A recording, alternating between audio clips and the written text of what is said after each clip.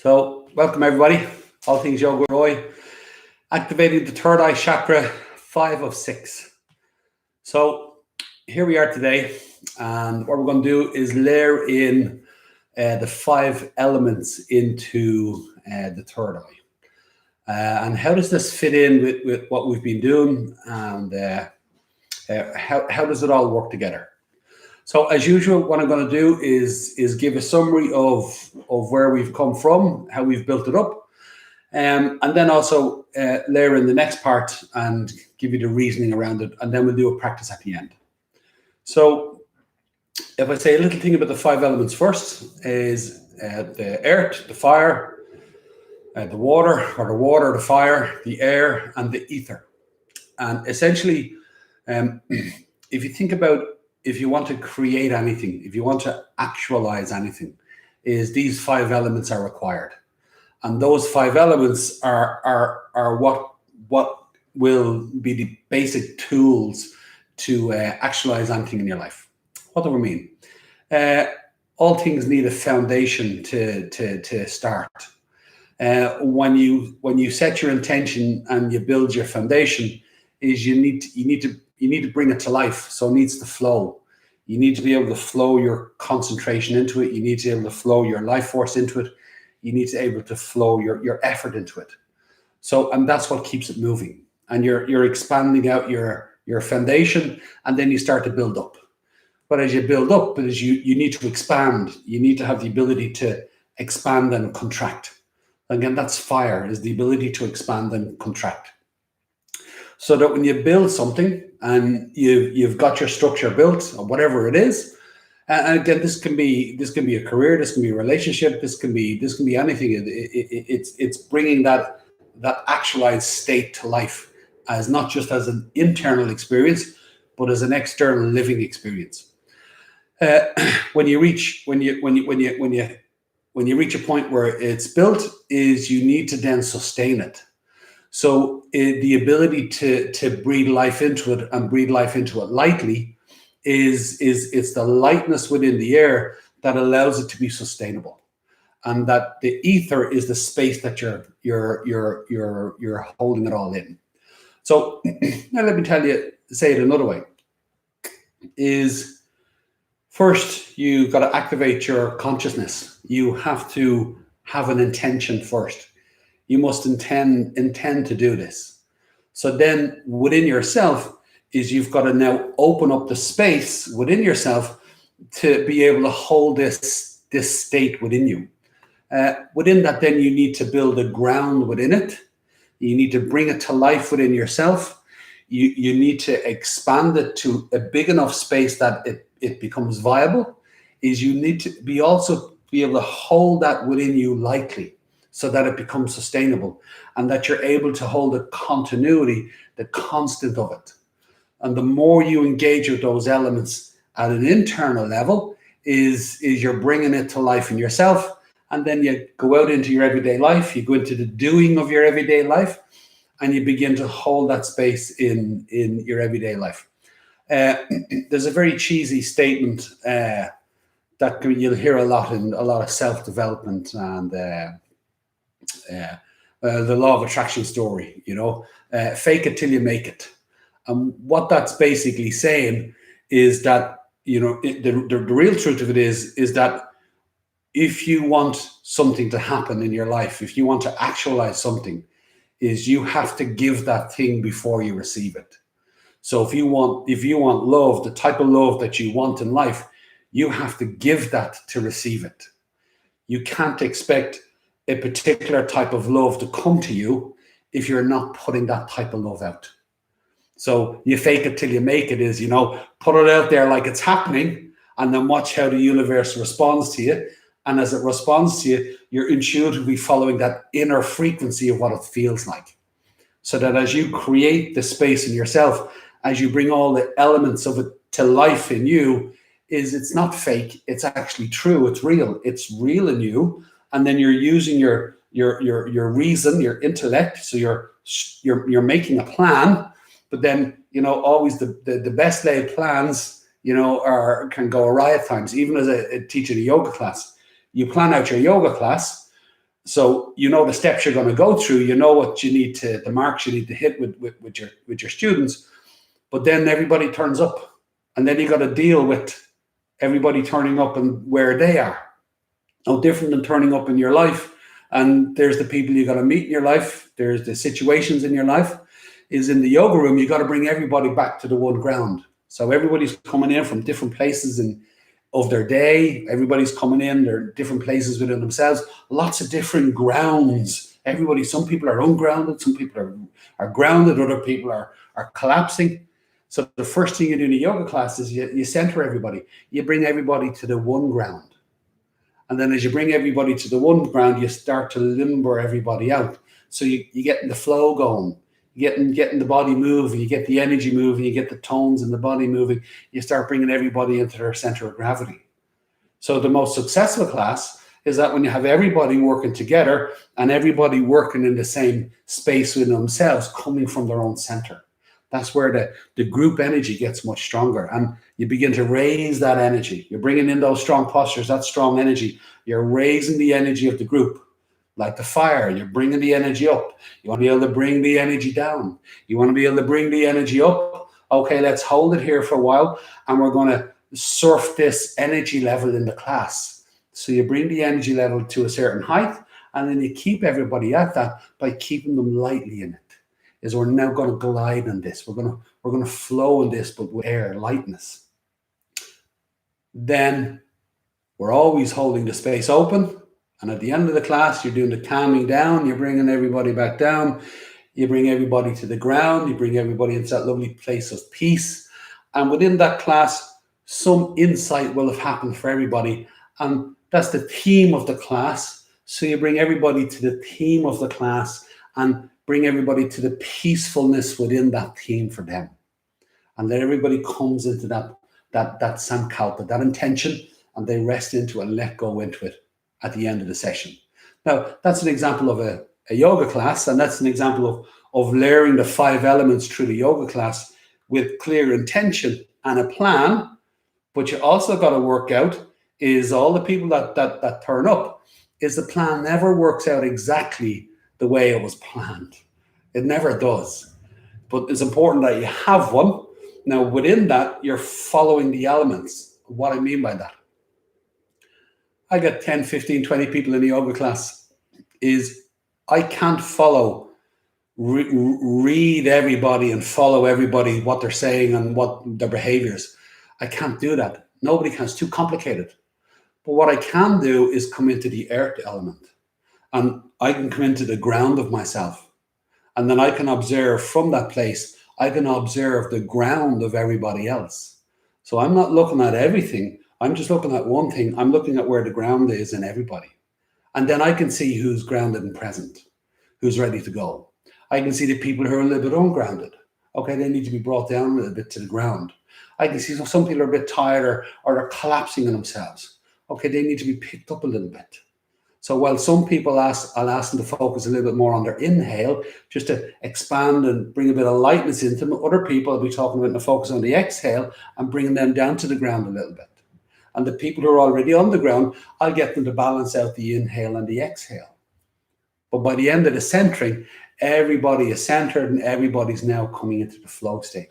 Okay, let's now work things up. So now the people who are in the flow, they're in the fluidity of it. Some people going too fast, a little bit ungrounded. Slow your flow down until you can glide in it. Come to those peaceful endpoints, those peaceful beginning points that you're gliding in. Some people are a bit sluggish. They're jittery. they're jittery all over the place. It's hard to get it going. The flow is collapsing in them. Okay, so for them, it's about pacing. Look, micro movements, slow the pace down, and rather than doing big jumps, do small movements. And then as you come into the sequence of small movements, then the flow begins to kick in and them, and they're coming into the flow state. You get the story. I could continue on into the expansion and contraction, the tones, increasing the tones in the body, increasing the releases in the body, is building up the strength in the body, bringing up the mobility in the body, bringing up the heat, the fire, the energy in the body.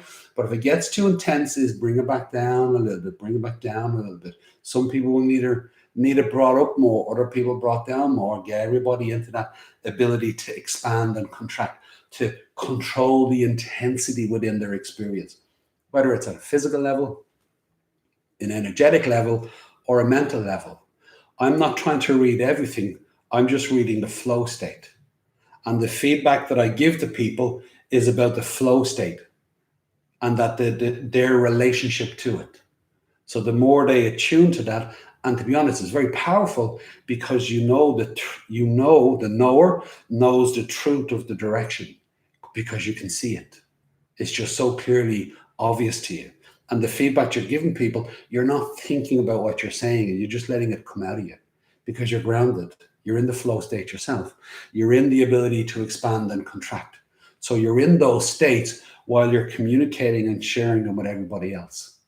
Equally about the lightness is okay. Everybody's got what they've got to give on any given day.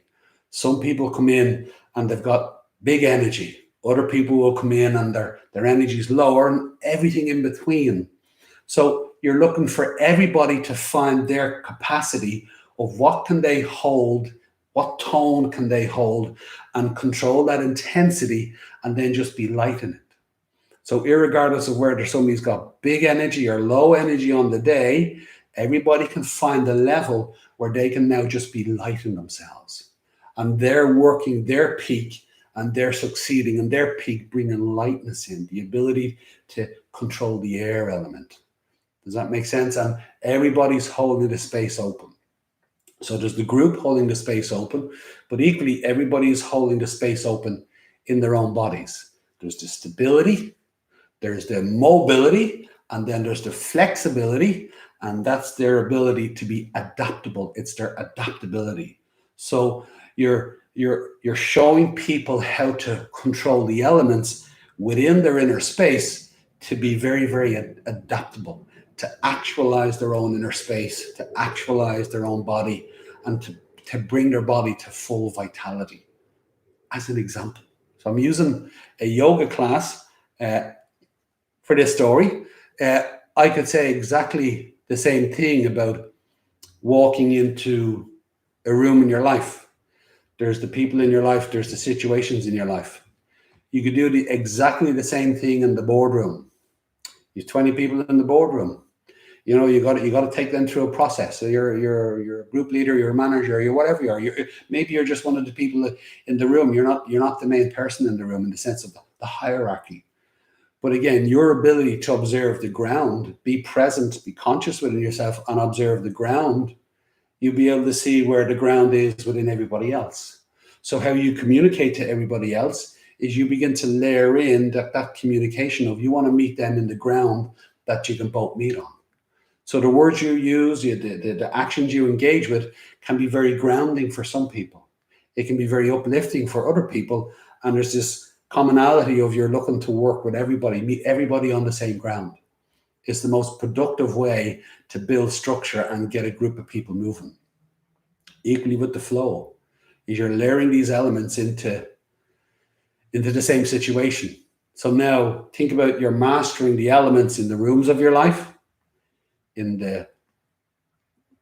the people of your life as communication skills, as elemental, fundamental baselines of where you meet people in life.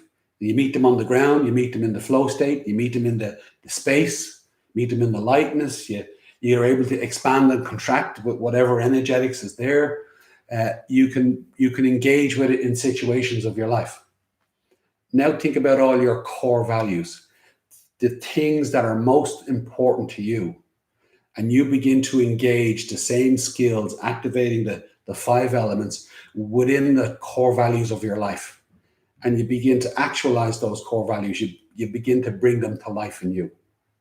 So that's the power of it. Yeah, I'm already firing it up, but you get the idea. So let's now summarize. Let's summarize where we've come from and how it all fits together. Yeah, and then I'll do a practice. I'll do a practice at the end where I'll layer the 5 elements into the practice, and I'll do it from breath awareness. The breath awareness is such a beautiful way to layer in the 5 elements. And the more you feel it in the breath awareness, is the more it comes into your awareness itself. And again, you'll get them in the physicality of your body as well. So you're internalizing the experience for yourself. And when we talk about holding open your inner space, this is part of the structure of when you're going to observe yourself, and observing yourself from a place of consciousness is, what are you observing? You can be watching all your behavior. You can be watching everything you feel. You can be watching your thoughts. It can all seem very complicated, and we can be tied up on knots at times. But imagine you observed all your thoughts and you just look for the ground in all your thoughts. Well, those thoughts are grounded. Those thoughts are ungrounded. Those thoughts are collapsing. Is what do I need to see to allow those thoughts to come to the ground? What do I need to see that will allow those thoughts to ground down a little bit? Well, that emotion is stuck. It's not moving. It's not flowing. It's the life force in it is rigid. Is how do you get that feeling moving? And the more you bring flow into that feeling, it communicates. You get a better communication. You get to understand it more clearly. That you can begin to use the elements and look at yourself through the elements, is as you bring all the elements to the ground, and as you bring all of what's happening to your life into those grounds, you get a much clearer story of what's going on in yourself. And it's allowing you to see the difference between, again, the hurt story and the truth story within yourself. Where's that constant ground in yourself, where rather than having lots of different physical grounds, emotional grounds, mental grounds, different rooms in your life, people in your life, situations in your life, sometimes you're grounded, sometimes you're ungrounded, all these different grounds, excuse me, it can feel complicated. What would happen if you just had the one ground, physically, emotionally, mentally? All the rooms, all the people, all the situations in your life, is you just had the one ground in yourself and all them. That's very powerful. From a point of view of personal power, it's very powerful. So that's the value of it. What about your ability to flow? That rather than getting, sometimes you're flowing too fast. Sometimes you're not flowing. You're flowing too slow. Sometimes you're not flowing at all. What would happen is that of all the things within you that are most important, we're in a constant state of flow. However, they were in your natural state of flow. Your center of gravity is always fluid.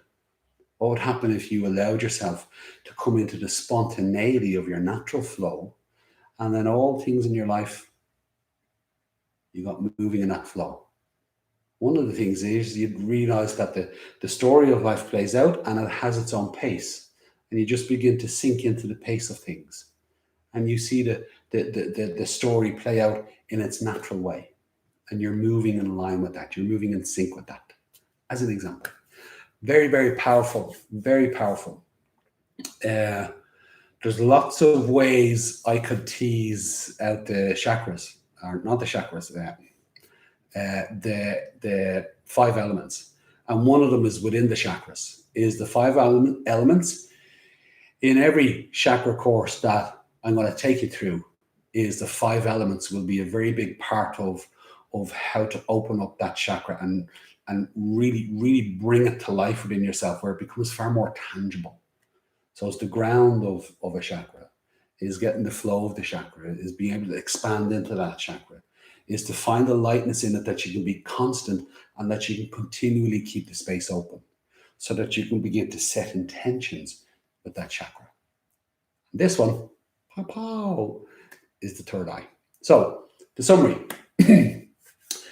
You remember I talked about the one source. So you physically center yourself, you energetically, you mentally center yourself, and in that you're centering yourself in the present moment. You're bringing yourself to the present moment, and that present moment is the source. Is you'll find a spontaneous source of yourself in the present moment.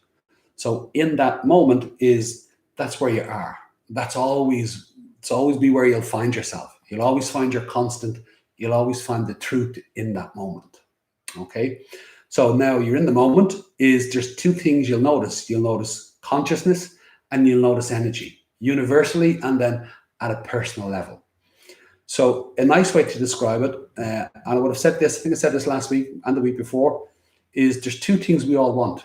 It's like a child. A child wants to be seen and a child wants to be felt. And through all our lives and all the things that are most important to us in our lives, that is one of the main ways we measure the quality of that experience, whether it's a relationship, your career, your family, your hobbies, your creativity, the way you engage your community, whatever it is if we're seen and we're felt, we will feel far more connected to that experience. If we're not so seen and not so felt, we're struggling more with it. We won't feel so connected to it. And that's about consciousness and energy. We want to be seen and we want to be felt. So within that is a simple way to describe it is consciousness is of stillness and energy is of movement. And I tell a nice story about this is that you come into the present moment and for a whole year, you're going to look out a window and look at a forest. And you're just going to constantly look at the forest for a whole year. Not once do you blink, not once does your concentration drop, not once do you leave the present moment. And you're fully aware and fully sentient that you're observing the forest for a whole year. And what you'll see is the seasons. And as you see the seasons, you'll see the colors of the seasons go through the forest. And if you sped that up, you'd see it move like waves. And what you're observing there is energy and motion. And you're just seeing that as waves move through the forest, all the colors. And as we mark those motions, we call that time. So that as we see the waves in motion, we mark them, and then that's time and motion. So energy is time and motion. So everything is moving. So that's the energy. So now for the whole year is you were there watching this. Where did you go? Where did your consciousness go? And the answer is your consciousness went nowhere. So consciousness, true consciousness, pure consciousness doesn't go anywhere. It's of stillness. And what I mean by that is the moment that you're in right now is exactly the same moment that was there 1 billion years ago. It's the same moment. So the present moment is timeless. It's outside of time. It doesn't move. But energy moves in the moment. So then there's what's happening in the moment. And as we observe what's happening in the moment and we measure it, it's an hour, it's a day, it's a week, it's a month, it's a season, it's a year, it's a decade, it's a century, it's an eon, it goes greater and greater in time. But really it's just energy and motion. But the present moment is of stillness. Consciousness within that is of stillness. Do you understand? So now we want to be seen. So if we want to be seen, we get seen in the present moment.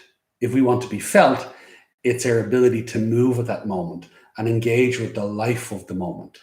And it's finding that balance. So if you think about we flow around our center of gravity, is what we're doing is the energy, the life force, the living moment is we're flowing around that, and it's always fluid. But right in the middle of that moment, there's a beautiful stillness, and that's the stillness of being. That's the consciousness of being. And the more we balance them out, we're coming into our true source, and then we're allowing ourselves to consciously flow with the moment. And that's us balancing out consciousness and energy. They are one and the same thing because energy cannot be destroyed. Consciousness is ever present. So they're both eternal in nature. Okay. So now within that there's a real challenge. There's a real challenge because there's three tendencies. There's a tendency to experience pleasant things, positive. There's tendency to experience negative things, hurtful things. And then there's the the center, the calm place. So if you look at a child, there's 3 basic states they experience. They're generally smiling, they're in the happiness of things, or they're upset, they're crying, they're in the sadness, the hurt of things, or they're calm. They're the 3 basic states that we all experience. So within those, if a person has free access to their ability to cry and their ability to smile and their ability to be calm, it allows them to be very malleable with the natural tendencies of life. Is as a child, we're like that. You know, we'll cry one moment, completely forget about it. We're calm, and then we're laughing hysterically the next moment, and then we're calm, and then we just bounce around them. When the intellect comes along and we start to see the separateness of things, is what happens is that we lock into the tendencies. So we become more dominant in some ways.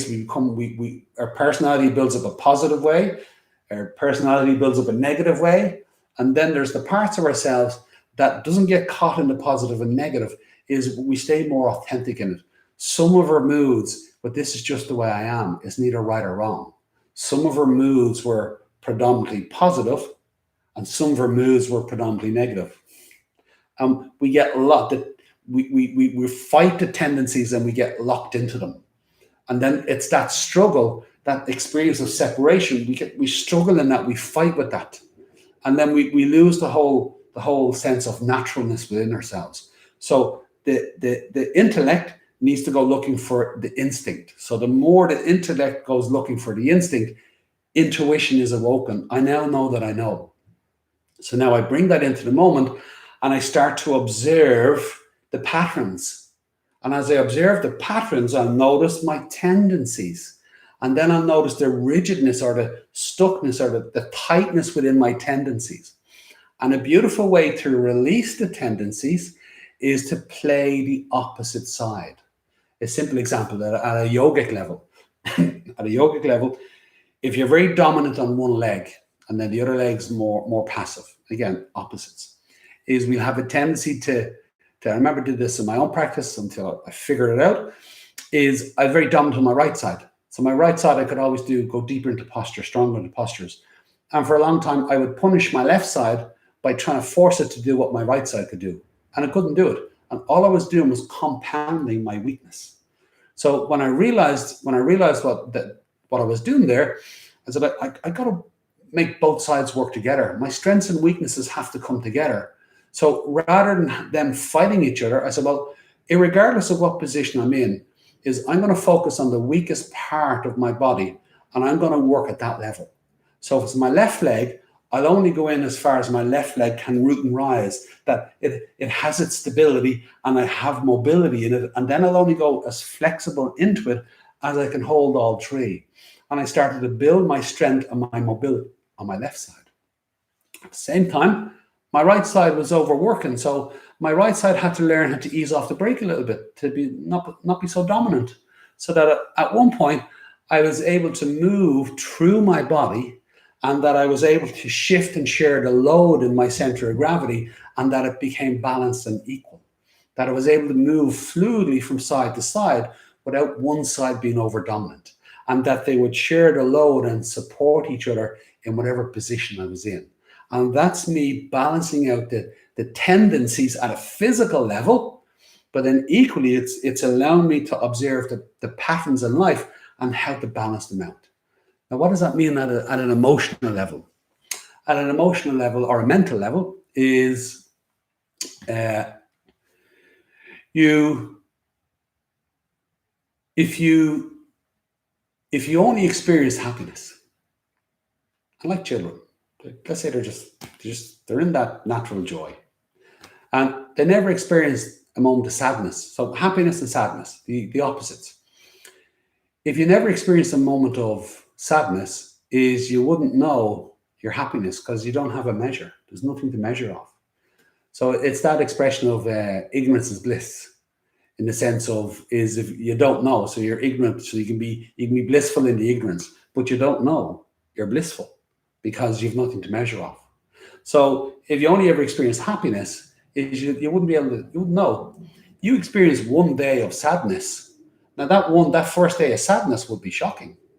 And to be honest, a lot of times in ourselves, in our innocence as children, is that when we do experience the opposite of something for the first time and really feel it, it can be quite shocking to us. It's one of the things it's one of the difficulties of growing up is experiencing the opposites and the play of them within us. So the first day of sadness would be so strong, so shocking, it'd be so memorable, But also the next day when you're happy, is the happiness would be greatly elevated because now we know more about the value of the happiness. Because I was miserable yesterday, I'm happy today, woohoo!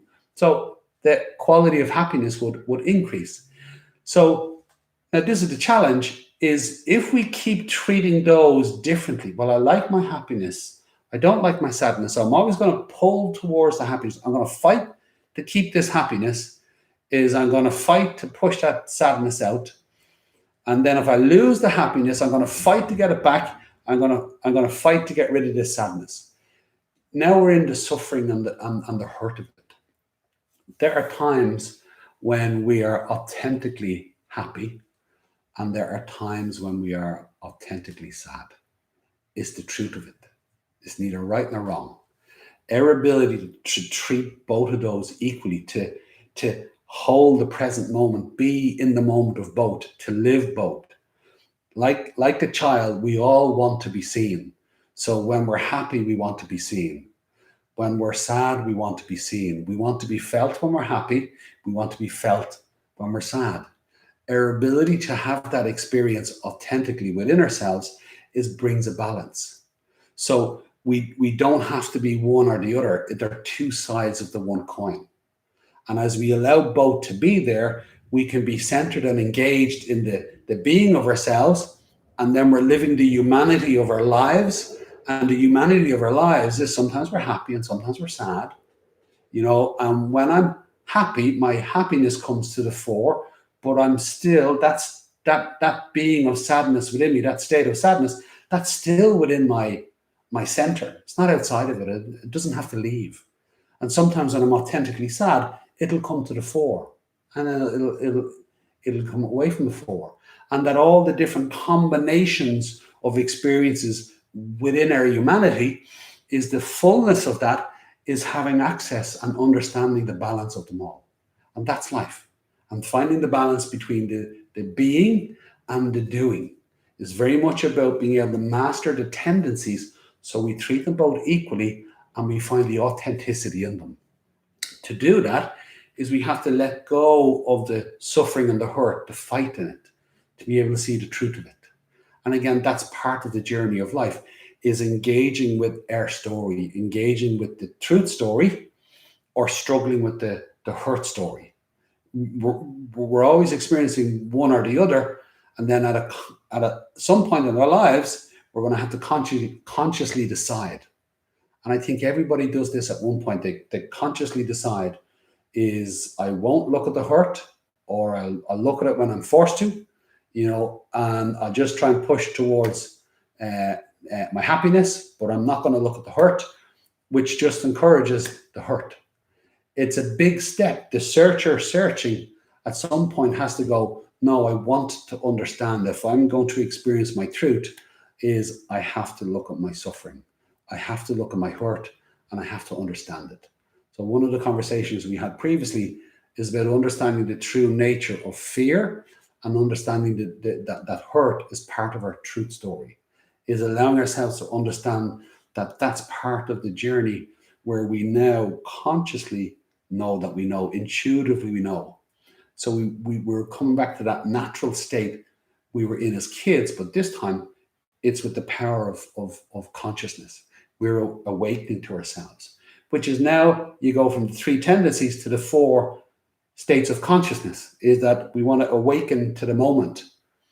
But then within that, our subconscious mind that treats everything as real, we got to draw all of ourselves up that's in the subconscious. We got to gradually bring it to the present moment, and we got to observe consciously and recognize the difference between our hurt story and our truth story. And the more we let go of the suffering and the hurt, the more that we can live in the truth of it.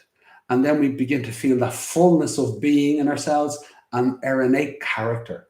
And it's our ability to stay engaged and have an authentic access to our humanity. It's not the disengaging from it, it's the living of it. And the being in that natural constant being within ourselves at the same time. You'll hear sometimes people talk about the duality of life.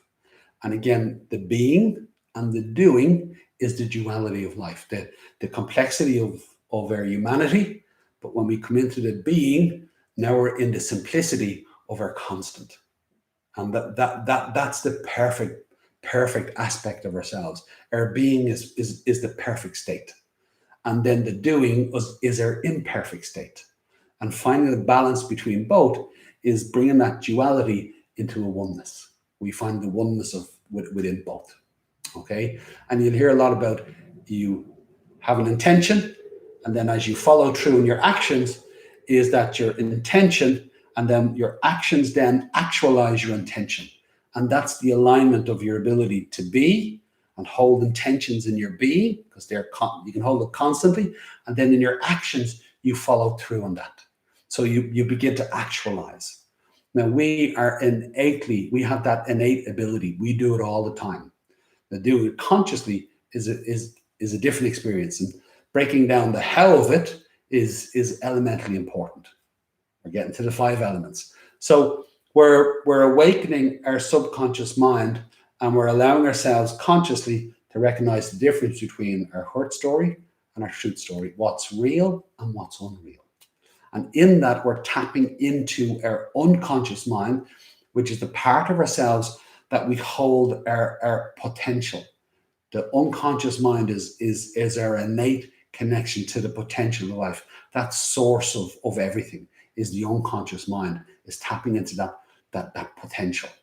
So holding that potential for ourselves while we observe ourselves consciously, and our unconscious mind is treating everything as real. We've got to let it come up and observe the difference between what's real and unreal, until we take the power of our subconscious mind and we now focus it fully on reality, not on unreal stuff, but on what's real. Now you have the power of your subconscious mind, your ability to treat everything as real, which is your ability to actualize, is the power of that. And then you take the power of your unconscious mind, which is your potential. You're able to hold that state of potential, which we teased that out last week. And as you do, is you're bringing all that power into the present moment. And then you're holding that intention, and you're then following through and actualizing it in your life. So you feel that, like the root chakra, you're coming into the moment. When more and more of yourself comes into the moment authentically, is that awakening is a series of awakenings. You don't just have one awakening and go, hey, is that you have a series of awakenings within ourselves. But when you get to a certain point, is that awakening becomes a realization. You move from your personal truth, I'm in the moment, to your universal truth, I'm not just in the moment, but I am the moment itself. And then the person is really attuning to that constant consciousness within. And that now they're attuning to the present moment, that frequency of reality that is the present moment. You're now attuning yourself to that. You're not just in it, but you are that thing. And that's what realization is, tapping into that universal experience. You can put a load of dogma on it. You can put a load of ritual on it. You can personify it and put a godhead on it in some form. And again, in many ways, it can be beneficial for people to do that. It's going to work for some people. It's not going to work for other people. But seeing the truth of things as they are is everybody would be beneficial if everybody could see the truth of it. So we don't really want godheads, dogmas, or rituals to cloud that clarity of experience for people, and that's the truth of it. So everybody's got to find their ability to find their way in this, and there's no one way fits everybody. Everybody's unique in their own experience, and everybody has to come to this themselves. I can say these words, it's brilliant, it's just super, wow, that's what it is. However, it really is different when the person has their own direct experience.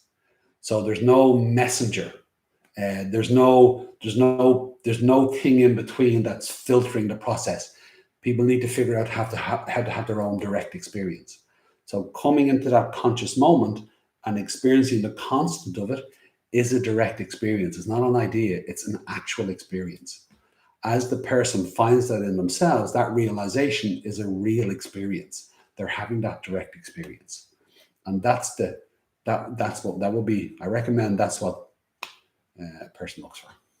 Okay, so you see from the unconscious, the subconscious to the conscious, and then to the superconscious. Again, the superconscious is the universal nature, is stepping into the eternalness of things. So each one of the chakras has a personal truth and a universal truth. So who are you when you're continuously present?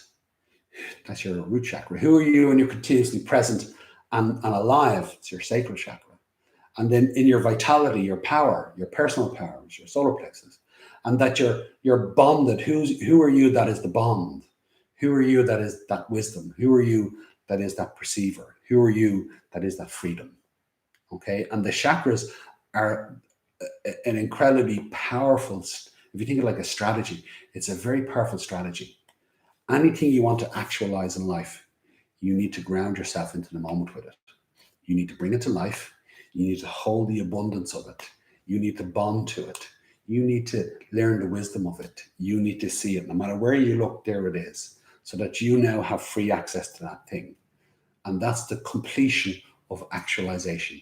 You've brought it completely into the moment, into the reality of the moment. Okay? So that's what the chakras do. So along the way is the different levels of consciousness. So now we were talking about holding this state of potential for ourselves as we observe ourselves, and we're looking at the patterns within ourselves and what we're the physicalness of it, the emotions of it, the thoughts of it, but we're holding the potential within ourselves to actually see everything we need to see, to feel everything we need to feel, to think about everything we need to think about, so the thoughts can figure themselves out. The emotions can figure themselves out. The body can figure itself out, and that we come back into that oneness within ourselves. And we're holding that potential for ourselves, that state of potential, which is part of our true nature. Okay, so now we're at the 5 elements. So the 5 elements is, again, think about filters. Is we want to have the direct experience of ourselves, and we want to hold that space open for ourselves so we can watch, listen, and feel. The intention is to understand. It can be exhausting to try and listen to every word we're saying. It can be exhausting to try and feel every feeling we're feeling. And then the rocky road of that. It can be a real challenge. It's like looking at a really big mountain and looking at the mountain and just going and being defeated before you even try and go up the mountain, because it's just how am I going to do all this?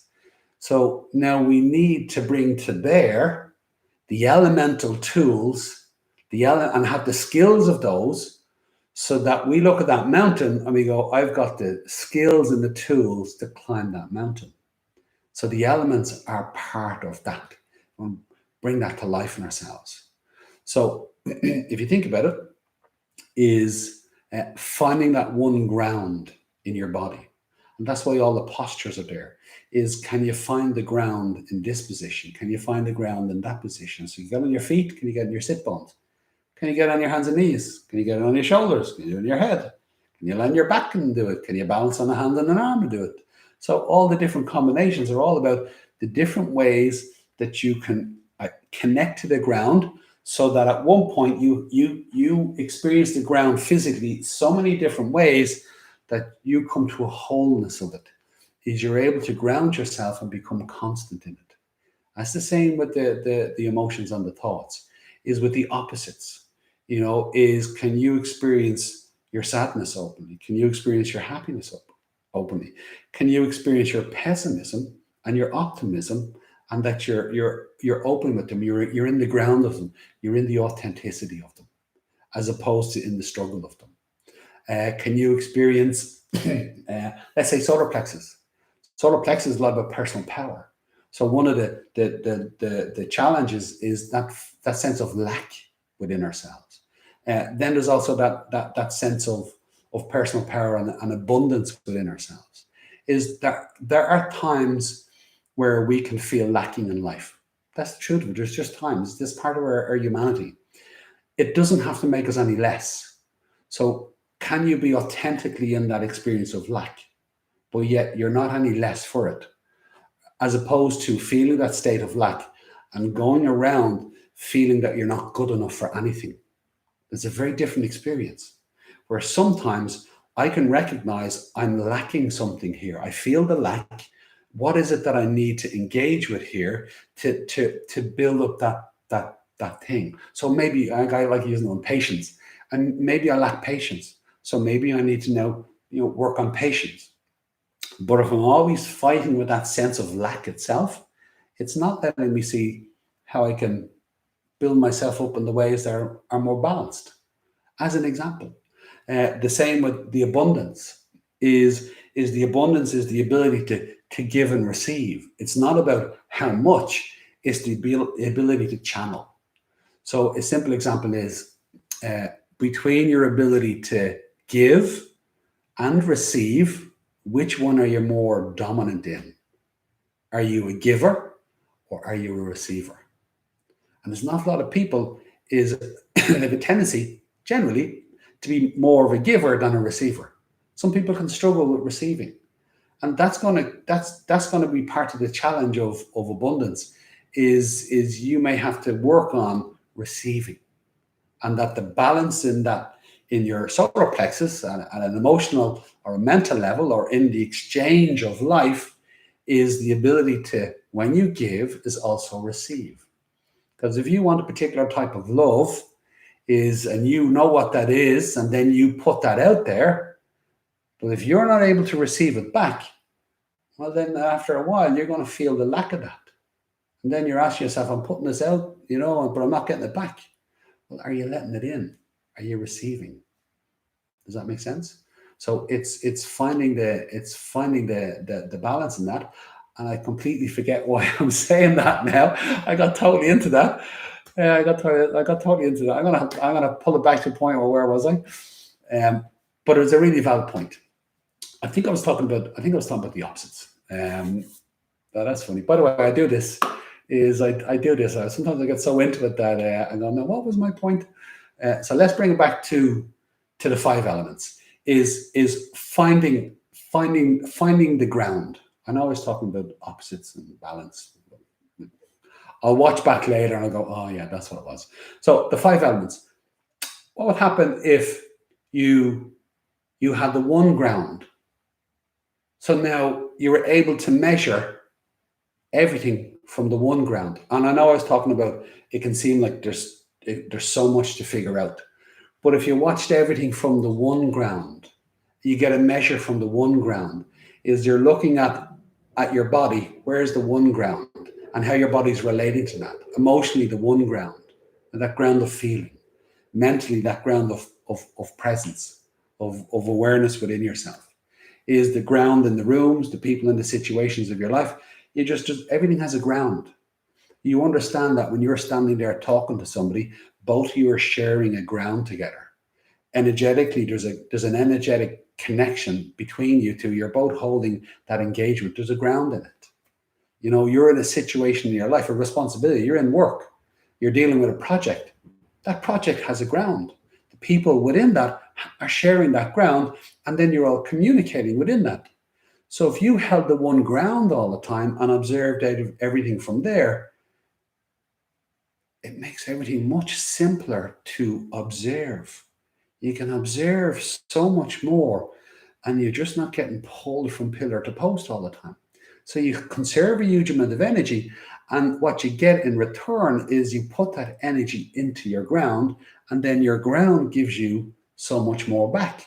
And there's a much better balance of engagement within yourself, where you're able to watch and feel and listen and stay engaged within yourself and get the measure of things, but yet it takes a lot less effort. You're not struggling in everything all the time, because you're not trying to control everything. All you're doing is holding the ground of it. And then from there is you're observing what's happening.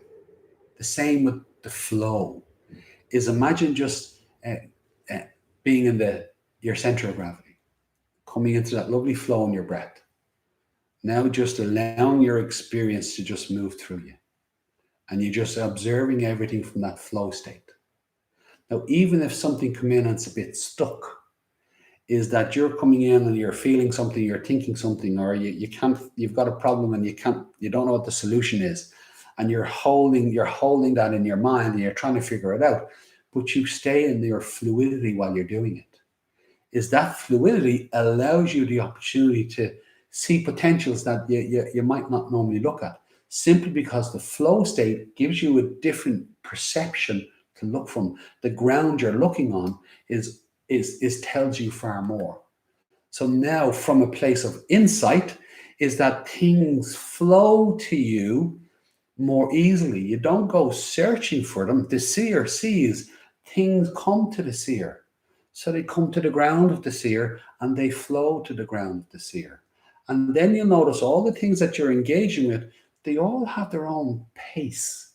Like all these things that are going on in your life, whether it's your body, your emotions, your mind, situations in your life, relationships, careers, everything, they all have a certain pace to them. When you can find the pace that allows you to be innately natural and spontaneous in them, they will tell a different story. And you just start following the threads of the story. And you begin to sync up all the different aspects of your life. You sync up all the different elements of your body, all the joints, all the muscles start to work together in sync. They're not working separately. They become a beautiful matrix where you're just moving through it. It's beautiful. Even at an emotional level, you fluidly allow yourself to move through all the different emotional states or mental states because you've got the right flow. Is they're all beginning to find the ground of flow. And it's a different way to communicate and perceive. You're perceiving it from a state of flowing, from the element of flowing. You are becoming that flow. Like when you come into the moment, you're in the moment. You come into the flow, I'm in the flow. After a while, you're not in the flow, you are the flow. You're in the ground, now you are the ground. And you're bringing the elements to life within you. You're actualizing them in you. And you're using those elements to actualize your subconscious mind and letting yourself recognize the difference between what's real and unreal by the measure of the ground, by the measure of the flow, by the ability to expand and contract. A simple example. Are there situations that you're dealing with where the issue isn't the problem, is the problem is the space, is you don't have enough space within yourself to give yourself the space to figure it out. Does that make sense? Are there some situations in your life where you need a smaller space to be contained in so that you've got the security of that structure to work in, where it's a bit, there's no ground in it. There's not ground, but there's no space in it, or there's too much space. Sorry, too much space. It's a bit like taking on a project or being given a responsibility, and the boundaries not being set in it. So everything seems a bit big and all over the place. Where when you set boundaries that allow you to set a better structure, is you work better. So again, and in your body, it's your mobility, it's your ability to open the body, it's your ability to close the body, but still stay in your center and move fluidly. So that if you want to bring your energy up, you can. If you want to bring your energy down, you can. If you want to send your energy out, you can. If you want to bring your energy back, you can. You do it all the time. All the time. Now, if it's controlled by your subconscious, you might not realize that you have that skill. A simple example. Do you ever walk into a room and because you're in such a bad mood, is you just suck all the life out of the room with your bad mood? Is that's you pulling the space out of the room? Have you ever walked into a room and you've been in such a good form that you've lit the room up? You've walked in with all this space and everybody's in the joy of it. So we do this all the time. You're talking to somebody. Did you ever talk to somebody and you're both standing, communicating with each other, and then somebody stands just that slight little bit too close and you instinctually stand that little bit too far, or you step back? Again, that's that boundary of space. And that you've got enough space. Oh, no, I don't. So you step back to a comfort zone. So we're always engaged with this, always engaged with it. What would happen if you consciously engage with it? And you learn the ability to open up space and expand into it when you need to, that you can bring your energy up when you need, that you can bring your energy down when you need, and you can do it consciously, rather than it happening. And sometimes you can feel that we're not in control of it because the attachments we attach to are in control of it. Is when my boss is in a good mood, I'm in a good mood. If my boss is in a bad mood, I'm in a bad mood. Now, your boss may be your husband or your wife. That's a joke. But literally, it could be your boss. It could be your friends. It could be a sunny day. It's a sunny day. Hey, I'm up. On this rainy day. Hey, I'm down. It's taking conscious control of that in our lives, in ourselves, much more simpler. It's a real power. Now, think about this. You center yourself. You ground yourself. You let the energy flow. The energy starts to rise, you're expanding, the energy is rising. Now, let's say you attune, you raise it to a point where you're attuning to a certain frequency. Let's say it's in the heart. You attune to the joy in your heart. And you go, hey, I feel this joy, and this joy is just rising through me. I want to stay in this state for a while. What do you need to do? Well, you need to glide in it. Just become light in it. Let yourself just flow in it. And a lovely way to describe it is think about birds flying across the ocean. Is they can't constantly flap their wings for thousands of miles. It's not possible. So what they do is they fly high and they look for a current of air and they'll just glide. And they spend most of the time just gliding across the ocean. And then literally that's what we do in ourselves, is that we bring ourselves to a certain state, a frequency within ourselves, and when we found that attunement, we just glide and we spontaneously glide. Sometimes you got to go low. Sometimes if we're a bit sad, we got to go low. So you let yourself glide into that sadness. You hold the space for the sadness. You let yourself flow through it, and you're experiencing the beautiful ground of sadness and the authenticity of that space. And you're not any less for it. In fact, you're more for it. You're in the humanity of it. You're living the fullness of it, and you're living the truth of it. Okay, everybody get that? Fascinating. And then you're just moving through the fullness of your own life's experience. So it's important that you know your journey. And you're then holding that in the one space, which is the ether. You're in this spaciousness of that. So your body has a space. Is the more you can hold that space open and engage with the elements, the more vital your body is. Emotionally, mentally. Now, when you walk through the rooms of your life, you're holding your life force and the story of your life in that space. You're holding it with the people who are in your life. You're holding it with the situations, the core values that are your life. And you're fully engaged with them. And you're in the ether of it. You're in the actualization of it. It's actually happening. And then you're not just in it, you are that. You become that thing. So that actualization and the living of that dream is you now live the dream of your life. You actualize your dream. And generally it's not what you're doing in your life. It's the being of your life. And then in the being of it, it's the way that you engage with that being. It's very different. And a nice way to describe that, before we do a bit of practice, is without the life you're living right now, without changing anything in it, but we took the suffering out of it. how would you view your life right now?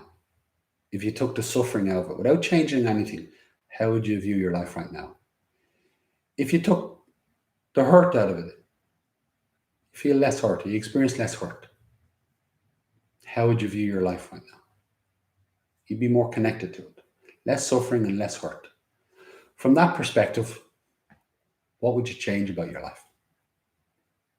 A lot less, if anything. Then what would you do about enhancing the quality of your life, the being of that within yourself? How would you enhance? Is what would you actualize in that to expand on the life you're living, rather than the other way is a lot of times we look at our lives and we don't want those things and we want those things. I need more of that, I need less of that. And it's not allowing us to see what's really in front of us, because we can be in the push and pull and the separation of the suffering and the hurt. So now think about taking out the suffering, and you gotta see the truth of it. You gotta release out the hurt of it, step into the truth of it, and then finding the ground of that, and finding the flow of it, and then the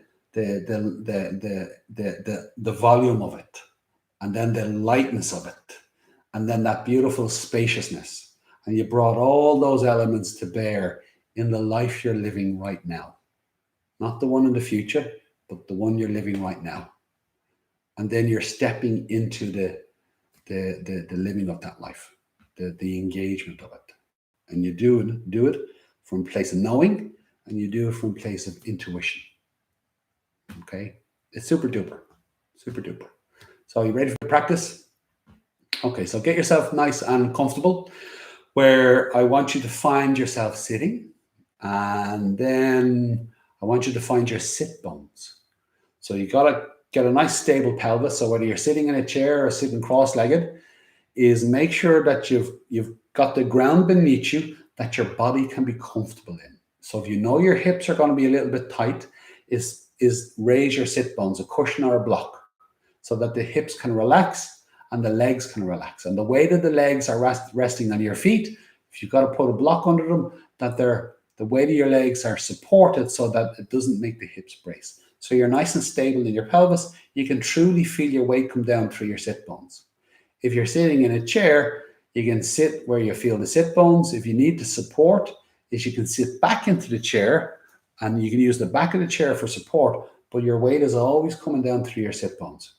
Avoid leaning into the back of the chair. Avoid rolling onto the flesh and rounding your lower back. And the reason being is that I need you to come to that physical ground. And then I want you to begin to sway. And as you sway, I want you to just feel that lovely tone that comes in. And what you're doing is you're rolling around the four corners of your sit bones. And you're just beginning to feel the tones in your body. Okay, and then I want you to breathe into them. And there's a lovely tone and release. And it's allowing you to feel your body with awareness, and it's allowing you to feel your body. And notice how you're swaying from side to side, and that you're balancing out the opposites of one sit bone to the next. There's a nice evenness to them, so that all of your body is moving as one. All of your body is moving as one. And you can let your hands just rest on your knees or your thighs in a position that allows your shoulders to stay relaxed. And just let yourself ease into that. Let yourself breathe into that. Let the eyes close if they're not already closed. I want you to breathe a little bit into your navel, a little bit into the intercostal muscles, the rib cage, a little bit into your upper chest. And that you feel those three areas expand a little bit and contract a little bit. And don't worry about the depth of your breath. It's just that you feel those three areas move a little on each inhale and each exhale. So while you're using your full lung, you're not always using the full capacity of your lung. So feel a bit of movement on your navel, your rib cage, and your upper chest. And breathing. Now, if you slow your breathing down just a little bit, you're going to begin to meet the tone of your lungs. So your muscles or your lungs are a pair of muscles, is if you breathe slightly slower, you're going to start to feel the greater sense of expansion and contraction. You're meeting the tone of the lung. And then what I want you to do is meet the tone of the lung with the tone of the body. And use your intuition. So as you sway and you feel the tone move around the trunk, breathe that same tone in your breath. And it's just a very, very nice way for you to physically and energetically sync up. You're moving them together. All your body's moving at one, and your breath is moving at one with your body. And you're just allowing the breath to flow and glide. And then from there, again, your mind's eye, between your eyebrows, is when we close our eyes and we look inwards. As we look in, we're activating our mind's eye, the third eye. So we get a sense of consciousness from that place, and we're looking into ourselves. And what we're going to do is we're going to watch, we're going to listen, we're going to feel, and we're just going to begin to open up our spatial awareness. So think about the sensations in your body. Just observe them. Equally, the sounds in the room you're in. So get a sense of the room you're in, your position in the room, the sounds in the room, sounds in the building, sounds outside the building. Equally, it's the sensations in your body. And your internal and external awareness is treat them as one. And then notice one sensation in your body or sound outside. And as you observe it, I want you to get a sense of the distance between you and the sound, or from your mind's eye to the sensation in your body. Get a sense of that distance and then the space in between. And you're just opening up your spatial awareness. And once you do it one, then do it with another one. Get a sense of the distance and then the space in between. And remember, you're using your intuition. Now, if you want to do it at a mental level, that's also fine. And what I mean by that is you may be thinking of memory. It could be anything. You could be thinking about what you're going to do, or what you did earlier on, or what you did last week or 10 years ago. You may be thinking of what you're going to do tomorrow. And the same thing, if it was last week, get a sense of your mind's eye now and your consciousness. And get a sense of the distance between you and that thing last week. And then getting a sense of the space in between. So your sense of spaciousness can become very, very large. You're just allowing yourself to come into that spaciousness. And within that, you're allowing yourself to observe the physicalness in your body, and then just allow your body to express itself. Let your body feel what it feels in the way you need to feel it. So you're giving yourself the space, and you're holding that space. So remember, we all want to be seen. We all want to be felt. So you got to give your body the space to feel itself in the way it needs to feel itself. You're going to watch, you're going to listen, you're going to feel. We're not trying to control anything. We're not trying to change anything. We're not trying to expect or desire anything. What we're doing is we're just in the moment and we're observing what's happening. So remember consciousness, and then what's happening is the energy in motion. So we're just observing the sensations. Even at an emotional level, you're giving yourself the space to feel what it is you need to feel in the way that you need to feel it. At a mental level, you're giving yourself the space, you're holding it open to think about whatever it is you need to think about in the way that you need to think about. You're giving yourself the space to let your thoughts figure themselves out, to let your emotions figure themselves out. And rather than the struggle of push and pull and changing and fighting with them, we're actually holding a space of peace. And then we're holding that space of peace open with a warmth. It's that warmth of feeling, very much the heart energy. And you're just observing. Now, part of that is holding the potential of yourself. You have the potential to figure it all out, to figure your body out so that it comes back to its oneness, to come back to that one place of being within our bodies. And you also have the potential to know how to do that, not just what you're doing, but how you're doing it. And now you're balancing out the being and the doing in your body. You have that potential. Equally, you know how to feel and think, and at the same time, you have that potential to figure out how you're feeling and how you're thinking. And again, the how is the mindfulness. You hold the potential to awaken yourself, to awaken your consciousness, to be able to see the truth of things for yourself. You also have the potential to look and experience your suffering without fighting with it. You have the experience to feel your hurt without fighting with it. That you can just let yourself be with it and be open. Open to understanding, open to just sharing what comes through and feeling it. And we're not picking sides. So you're willing to let all sides of an experience in. But we're not picking favorites. So it's a lovely way to describe it. Whoever comes in within yourself, whatever mood or whatever state of mind, whatever thought, whoever comes to your center gets your attention, gets your energy. You want to understand, you want to feel, you want to experience, you want to know. Your intention is to understand. So whoever comes in gets your attention. Nobody is excluded, and you're holding the full potential for all of yourself. The only thing you won't do is fight. It's a simple deal that you make with yourself. Is whoever comes in here, no fighting. No fighting. So what I mean by that, if you want to come in and sing a song, come in and sing a song.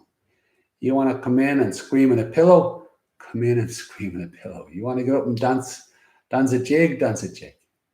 You want to come in and lie down on the ground and just have a good cry, come in and have a good cry.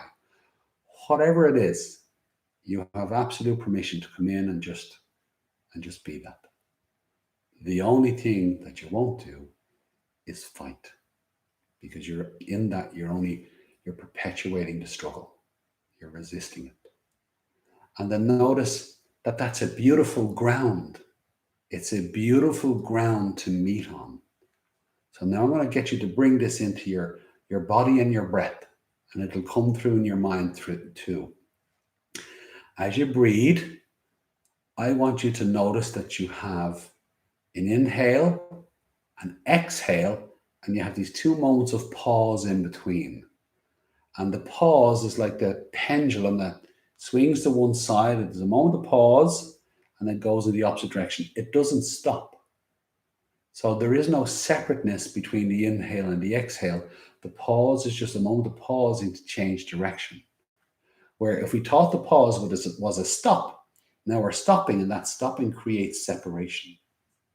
So when we can allow ourselves to breathe, where we're noticing the inhale, the exhale, and then the moment of pause is like the wave coming up the beach. You follow the wave, and the wave, because the last wave, and then it's going all the way up to the beach, and the last moment is the moment of pause, and then it just returns back to the ocean. So I want you to slow your breathing down a little bit, so that as you sway around your sit bones, is that you're breathing at the same pace you're swaying. And like a pendulum, as you feel yourself sway from one side, you're inhaling, exhaling to the other side. And you're just breathing the same pace as you're swaying your body. And there's a rightness to it. Use your intuition. When you feel that, that's the rightness of it. And you're breathing the physicalness of your body, but you're breathing the energetics of your body. So you're gliding. So let your breath glide in on the inhale. Let your breath glide all the way through. And as you reach the peak of your inhale, glide peacefully to the end of your inhale. There's a moment of pause, and then you're gliding into your exhale. You're gliding all the way through your exhale. And at the end of your exhale, there's that moment of pause, and then you're inhaling. And already you're breathing the ground of your body. You're breathing the ground of your energetic body. Notice as you come to the pause at the end of the exhale, how calm it is. That's your energetic center. That's your energetic ground. And that you're allowing all your feelings to come and emotions to come to that ground. You're allowing all the sensations in your body to come to that same physical ground. And then notice at a mental level is that that pause within your mind heightens your awareness. The watcher, the listener, the feeler is connecting to that mental ground, that clarity of being at a mental level. And that you're observing from that place of ground. And already you're just flowing in it. So the sensations in the body, you just find them flowing and moving.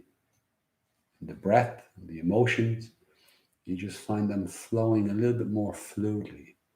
And that the pace of your thoughts begin to move at the pace of your breath. And the pace of your thoughts are moving at the same pace as the flow of your physical center of gravity. That you have your thoughts flowing at that same pace. And it allows them to come in to your center, into your awareness, with a greater sense of ease and a greater sense of connection. You're intuitively just allowing them to flow. You're giving them the space to express themselves.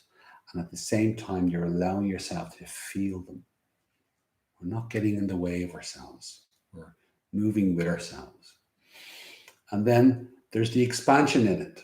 So this beautiful expansion, I want you to slow your breathing down in your navel. Just a little bit. So I want you to feel that greater sense of expansion at the beginning of your inhale, and also that greater sense of expansion at the beginning of your exhale. That you've got that lovely fullness of space in your navel.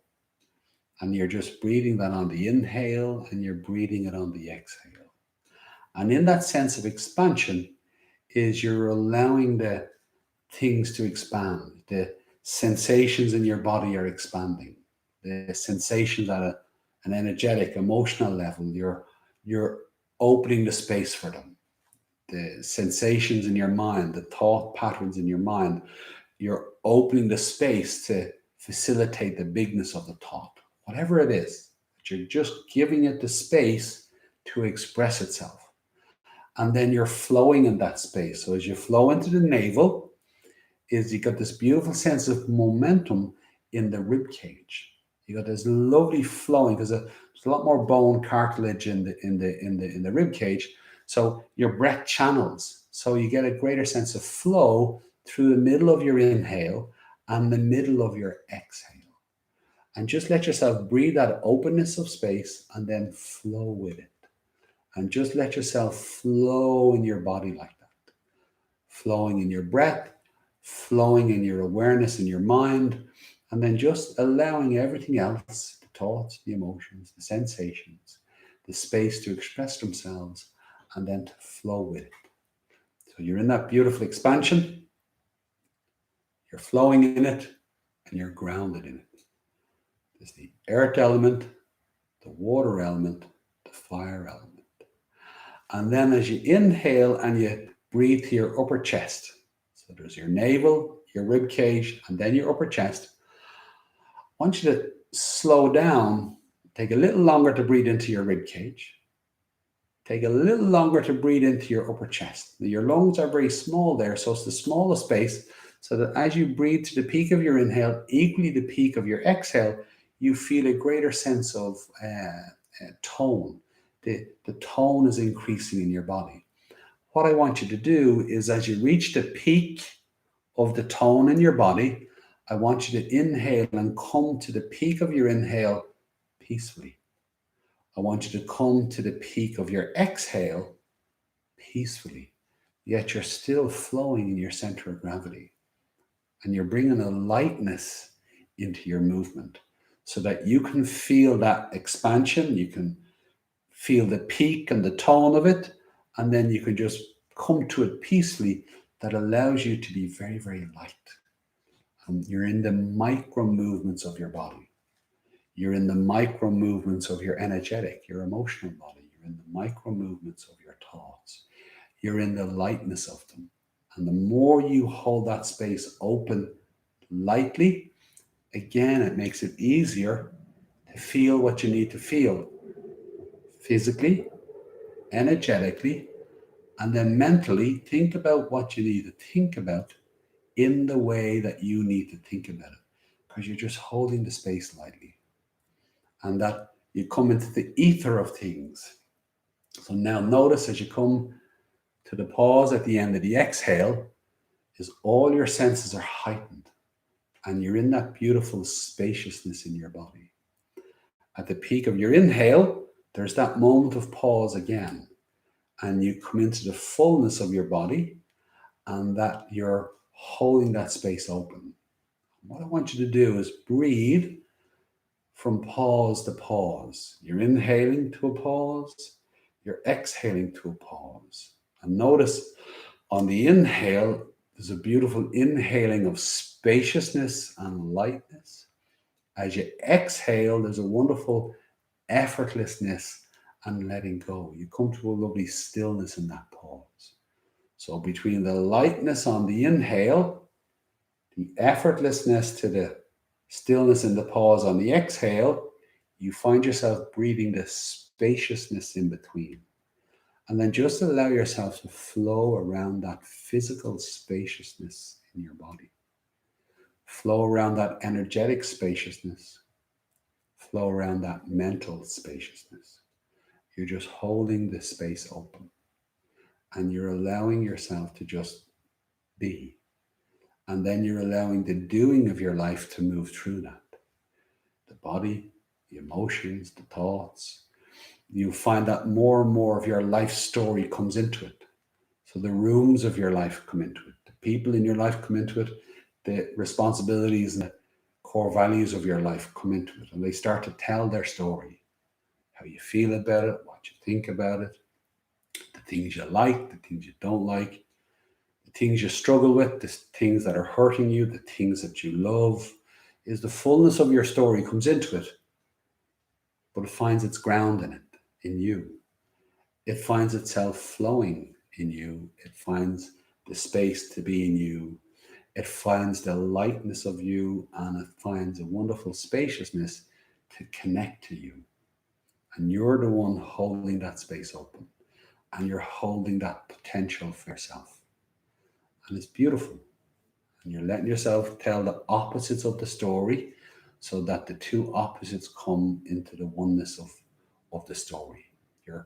You're balancing out the natural tendencies within us. And you're doing it, and you're seeing yourself, and you're feeling yourself, and you're seeing your story, and you're feeling your story. And it's all coming from the one place, that one source within you. And you're tapping into the natural elemental powers and force within you. So for a couple of more minutes, I know I've said a lot.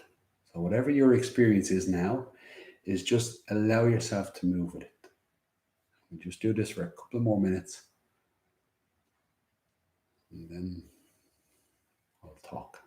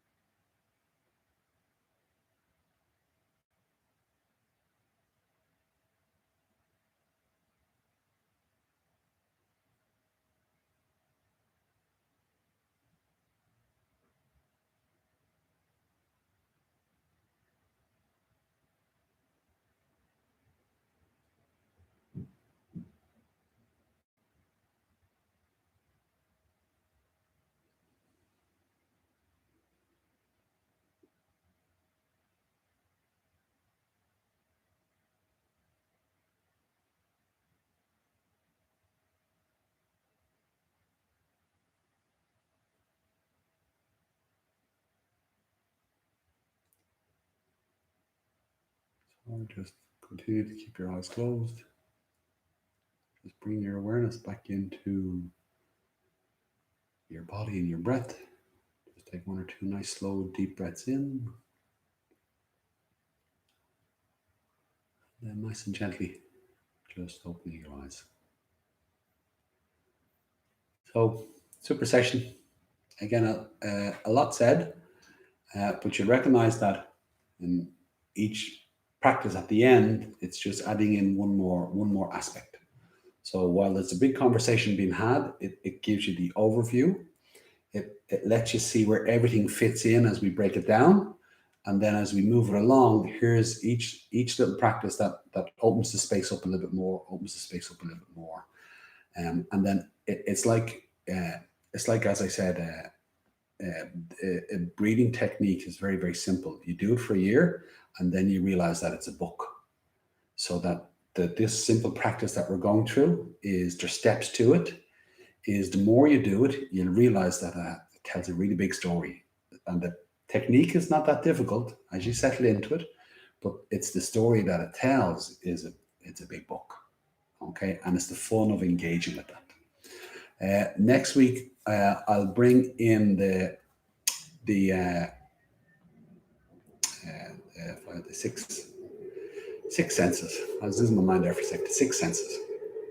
So you've got the six senses. Is how do you awaken them? How do you bring all the senses back to just their innate experience? So like the sense of touch is the listening, the watching, the smelling, the tasting. And the sixth sense is sense itself, is consciousness itself. So attuning our sixth sense is, again, it's back to intuition. It's attuning ourselves to that. But where do the other five fit in? Think about, we're looking at figuring out what's happening. So we brought in the five elements. Now we've got to use our senses. So each one has a base experience. So the ability to listen is when you can listen from a place of silence. Now you get a real measurement of all the sounds. And when you observe from a place of clarity, that's clearness. Now you can observe all the actions and color, so to speak. Is when you come to that place of feeling within yourself, then you can get a measurement of all other sensations or emotions, if that makes sense. So by bringing all our senses like back to their default, so to speak, but doing it consciously, is it really enhances our ability to measure the world around us, to get a sense of the realness of things, is the feeling of them and the realness of it. Does that make sense? Now think about it for our senses, where in the unrealness of them is now we're using our senses to behave as if something is happening that is not. And then it feels like our senses are going against us rather than going with us. So seeing things that are there that are not there, hearing things a particular way because our senses are trained to hear them that way, rather than really hearing what's being said, really seeing what's actually happening. So it'll be a great conversation. And then when we bring it into the practice, it's going to be much more fundamental and simple practice. And that will be week 6 done.